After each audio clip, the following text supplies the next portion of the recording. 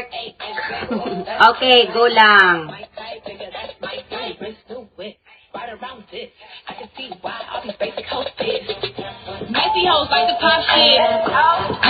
Popoy lang to.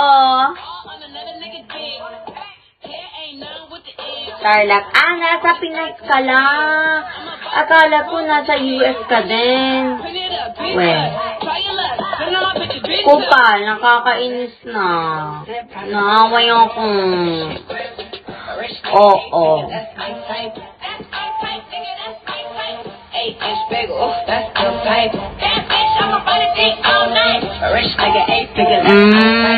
Asan yung Tarlac?